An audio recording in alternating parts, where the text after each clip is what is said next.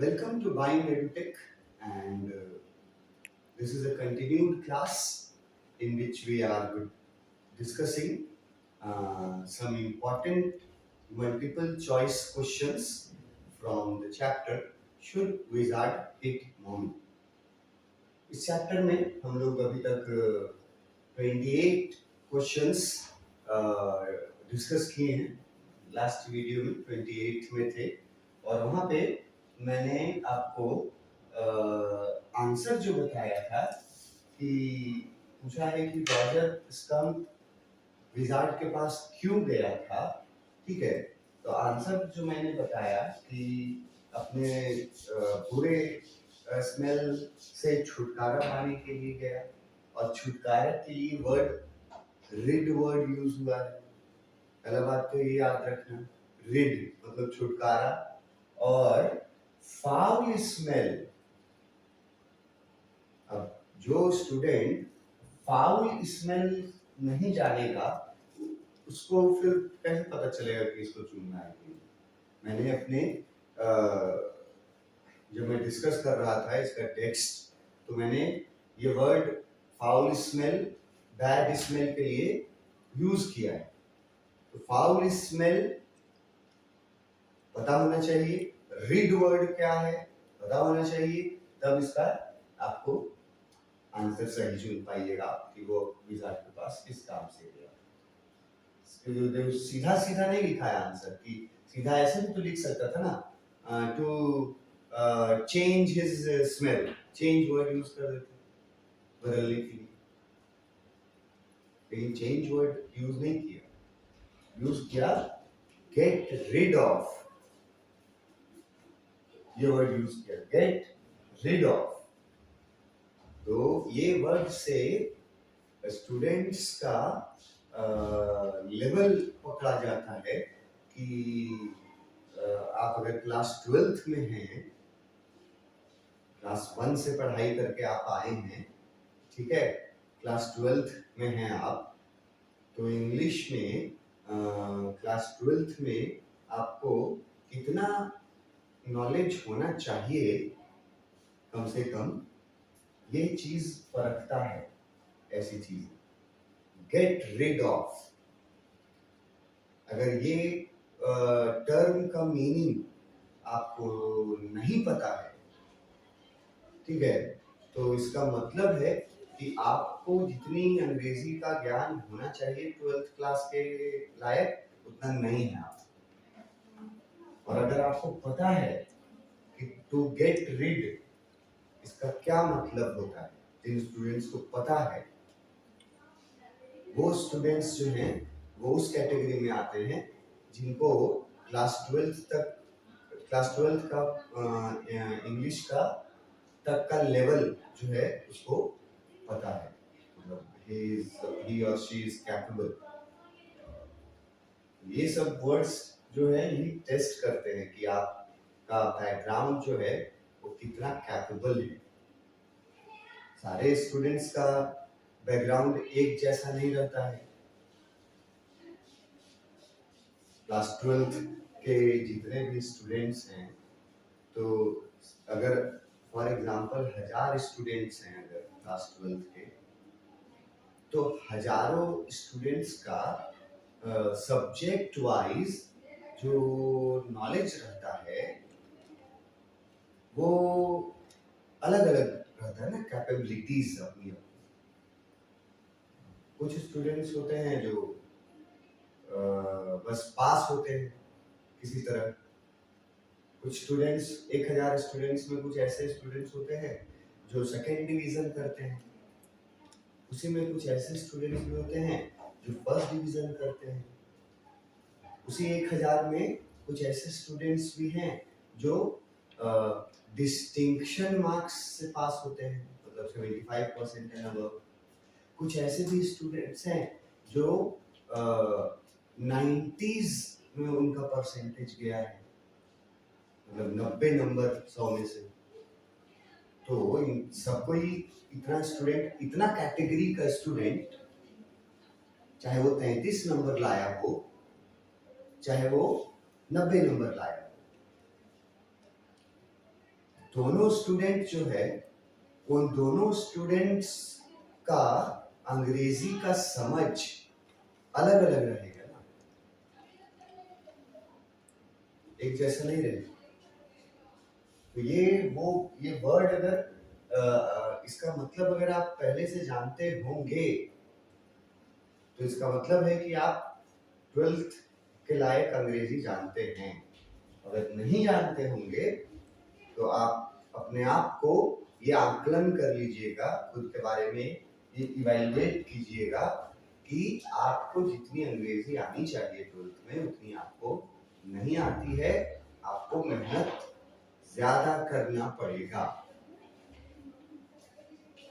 Get rid का मतलब छुटकारा पाना किसी भी चीज से, बहुत जगह यूज हुआ है गेट रिड। और क्लास 12th में या क्लास 11th में इंग्लिश में स्टोरीज जो हैं वहां पर यूज हुआ है ये वर्ड। अब अगर वो स्टोरीज आप पढ़े नहीं हैं या आपको पता नहीं है पढ़ने के बावजूद, तो मैं बोलता हूँ कि आपको ज़्यादा मेहनत करना पड़ेगा, क्योंकि आपका स्टैंडर्ड अभी 12th लायक नहीं है और आप 12th में पहुँच गए हैं और आपको एग्जाम देना है। तो ऐसे स्टूडेंट्स को थोड़ा अपने आप को पहचान करके और तैयारी में उस तरह मेहनत करना चाहिए, तब नंबर मिलता है। नेक्स्ट क्वेश्चन आते हैं। 29th में लिखा है, ये भी बहुत अच्छा क्वेश्चन है। 29th बहुत अच्छा क्वेश्चन है और ये क्वेश्चन का आंसर भी वही स्टूडेंट्स दे पाएंगे बढ़िया से जो स्टूडेंट्स पूरा स्टोरी टेक्स्ट बुक से वर्ड बाय वर्ड पढ़े हैं, सुने हैं, देखे हैं, समझे हैं, वही इसका आंसर तुरंत चुनेंगे और सही चुनेंगे। क्वेश्चन नंबर 20 में क्या पूछा है? What part of the story did Jack himself enjoy the most? What part of the story did Jack himself enjoy the most? अब अगर ये क्वेश्चन तुम्हारे क्वेश्चन पेपर में आया एग्जामिनेशंस में, तो ये जैक वर्ड जो आएगा, ये जैक कैरेक्टर का नाम सुन करके आपको ये तो डिसाइड हो जाएगा कि ये किस चैप्टर से है, कौन सा जैक है। स्वीट विजार्ड ही मम्मी वाला जैक है, फादर, ठीक है, वो पहले आप रिकॉल कर लिए। उसके बाद पूछता है कि स्टोरी जो बताता था जैक, उस स्टोरी में ना जितने कैरेक्टर्स थे उसके बताए हुए स्टोरी में, जैक जो स्टोरीज अपनी 4 ईयर ओल्ड डॉटर को बनाता था, उसमें जो कैरेक्टर्स थे, तो जैक क्या करता था कि हर कैरेक्टर को के बारे में बोलते वक्त वो उस कैरेक्टर जैसा फेशियल एक्सप्रेशन भी देने की कोशिश करता था और साथ ही साथ वो उस क्रिएचर जैसा आवाज, वॉइस भी अपना चेंज करता था। मतलब पूरा कहानी में एक ही वॉइस में नहीं यूज करता है जैक। जैसे एग्जांपल के लिए समझो कि अगर जैक कहानी में रॉजर स्कंक के बारे में बोल रहा है कुछ, लिटिल बेबी रॉजर स्कंक, तो वो नॉर्मल टोन में ऐसे जैसे हम लोग बोल रहे हैं वैसे नहीं बोलेगा। वो क्या करेगा, वो करता था कि बच्चे का आवाज मतलब निकालने की कोशिश करता था, वॉइस को चेंज करता था, ठीक है। तो ये हर कैरेक्टर के साथ हो करता था। अगर मदर स्कंक का कैरेक्टर के बारे में बोल रहा है तो मदर स्कंक जैसा आवाज निकालने का बदल करके चेंज करने की कोशिश करता था, और चेहरे पे जो एक्सप्रेशन होते थे वो भी चेंज करने का कोशिश करता था। अपने हर कैरेक्टर को वो बहुत अच्छे से अपने तरीके से अपने हिसाब से वो हर कैरेक्टर को उस कैरेक्टर जैसा लगने के लिए वो फेशियल एक्सप्रेशंस और वॉइस जो है वो उसमें डिफरेंस लाता था। ठीक है, ये बात मैंने पहले भी बताया है, जो लोग एक्सप्लेनेशन में होंगे वीडियोस में वो लोग ये बात पहले से भी जानते होंगे कि मैंने ये बात बताई है कि उसके बताने का तरीका क्या था जैक का। ठीक है, और ये वॉइस वाला बात भी मैंने बताया था।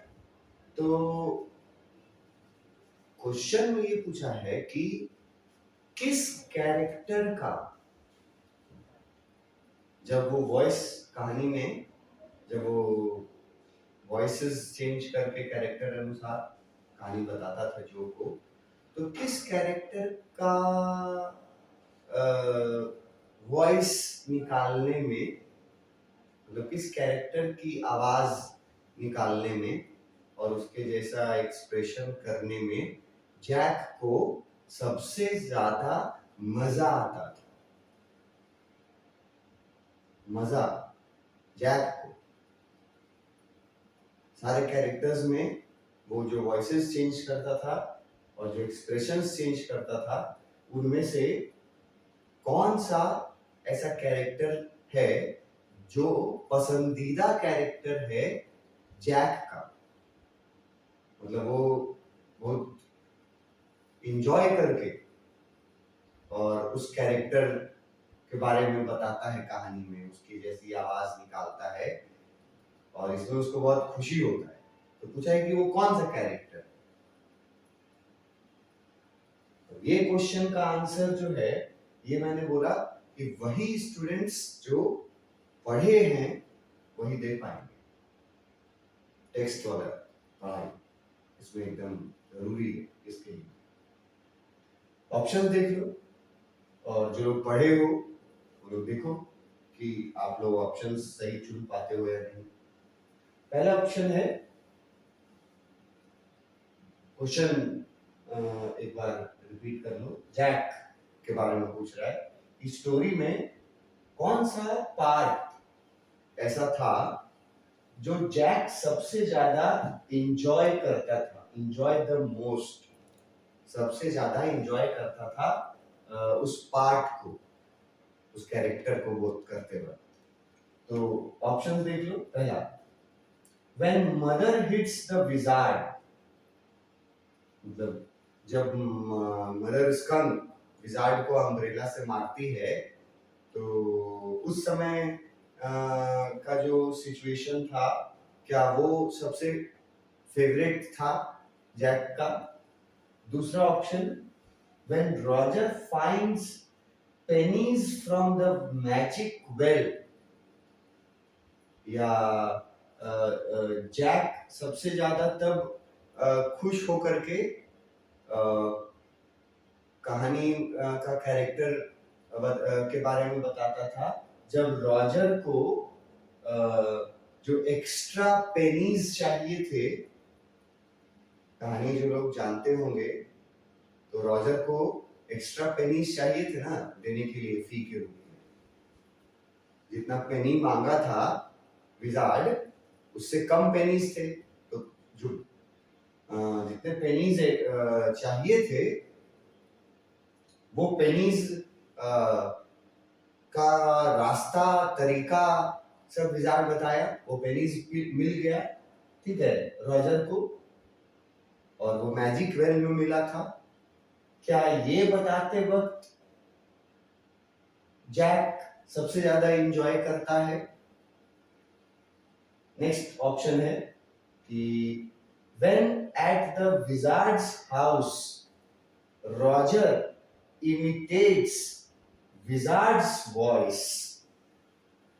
यहाँ है कि क्या रॉजर को उस समय सबसे ज्यादा कहानी में मजा आता था जब वो विजार्ड के घर के बारे में बताता था कि विजार्ड का घर है और उसमें विजार्ड के आवाज को इमिटेट करता था। इमिटेट करना अगर तुम नहीं समझते हो तो दिक्कत है। जो अभी मैं बोल रहा था कि अगर इमिटेट वर्ड का मतलब तुम समझते हो तो तुम ठीक हो लेवल पे, ट्वेल्थ लायक इंग्लिश में। अगर नहीं समझते हो तो फिर तुमको मेहनत करनी चाहिए, इन चीजों को लिखना चाहिए, याद रखना चाहिए। इमिटेट का मतलब होता है नकल करना, किसी भी चीज का, किसी व्यक्ति का, किसी जानवर का, किसी भी चीज का नकल जो करते हैं ना, वो जैसे जैसे करेगा वैसे वैसे करेगा, नकल करना। तो इमिटेट्स का मतलब होता है नकल करना।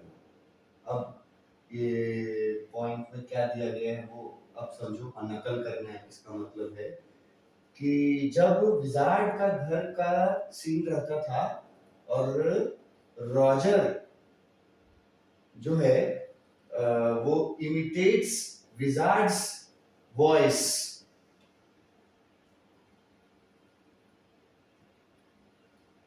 क्या ये इस समय सबसे ज्यादा मजा आता था? ये आंसर जो है ये सही आंसर है। अगर आपने चैप्टर पढ़ा होगा तो एक टेक्स्ट बुक में लिखा हुआ है, टेक्स्ट बुक से लाइन बाय लाइन पढ़ा होगा तो ये लिखा हुआ है एक जगह टेक्स्ट बुक में कि विजार्ड का कैरेक्टर प्ले करने में जैक को सबसे ज्यादा मजा आता है। सबसे ज्यादा मजा आता है जब विजार्ड का कैरेक्टर वो प्ले करता है। ये लिखा हुआ है टेक्स्ट बुक में। अगर आपने टेक्स्ट बुक पढ़ा है तो मैं आपको दिखाता हूं कि ये कहाँ टेक्स्ट बुक में है जो मैंने आपको बताया था, उसका एक्सप्लेनेशन भी कि जैक को बहुत अच्छा लगता था उसका विजार्ड का कैरेक्टर करने में।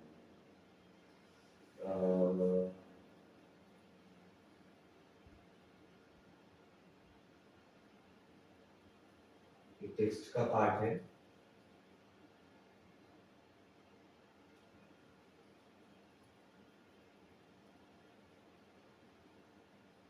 जहां पर ये बताया गया था कि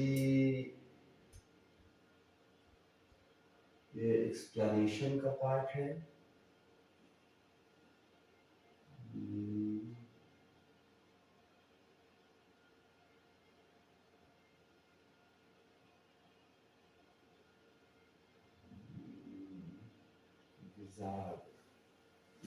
के बारे में जहां फर्स्ट टाइम इस चैप्टर में विजार्ड के बारे में आया है उस समय टेक्स्ट बुक में पढ़ाया गया है।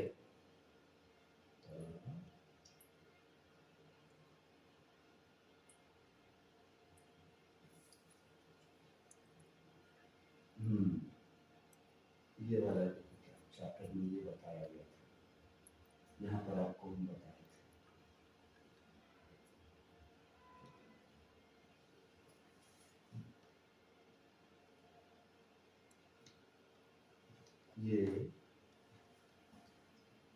ये चैप्टर का पार्ट था।